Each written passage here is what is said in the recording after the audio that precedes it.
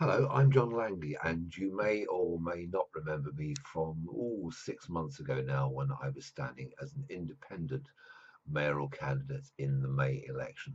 But let's just, get a refresher and take you back 6 months to see what I was saying about democracy at that time. So I'm all about democracy. It's all about what you think and less about what I think. And so what I'd like you to do is to think about the election process, think about not having democracy, thinking about having the faux democracy that we've had so far, which is a tick box exercise.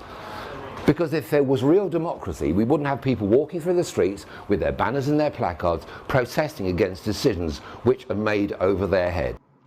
As I was saying back then, democracy actually stops at the point when you put your little cross next to the name at the polling booth. After that, it becomes an autocratic process. And I made it very clear at the time that if you were going to vote in a party candidate, that you wouldn't actually see democracy at all because it isn't in their best interest.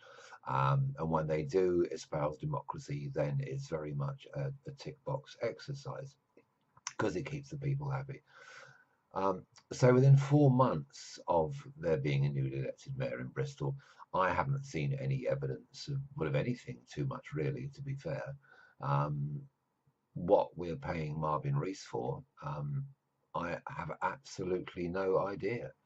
And it became very clear to me this morning when I discovered that a newly appointed chief executive to Bristol City Council was in post. Um, and as part of the democratic process, from the people who are actually paying the man's wages, we actually had no say in his appointment at all, which seems really bizarre, as the people of Bristol are, in fact, his employers. Nothing against him. His name is Stephen Hughes. He comes from Birmingham. The only things I know about him are what I've seen on Google, which are this and this. Um, I've never met the man. I've never spoken with the man. I have absolutely no idea about him at all. So this is nothing personal against him. It's to do with the process in which he was put into place or hired, engaged by the council without any of us having a say so.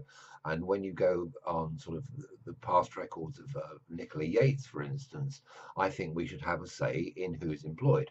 And what I would have done had I have been elected mayor is I would have whittled it down to the last three or five, and then I would have asked each of them to make a presentation using YouTube or whatever means that they felt comfortable to explain to us, the council taxpayers, why they wanted the job, what their aspirations were for the city, what they would do, how they would do it, when they would do it, why they would do it, and to present their case as to why they would be employed. And we would then be in a position to choose what we felt would be the best candidate in our interest. That hasn't happened. So again, it's just this democratic process that isn't a democratic process. Because as soon as you put that cross in the box at the polling booth, that's it. It's over. It's then an autocratic process, and all of the parties would do it. And it's now evident that that's what's happening with the new Labour administration. So it's same old, same old. Absolutely nothing has changed whatsoever because that's the way party politics works.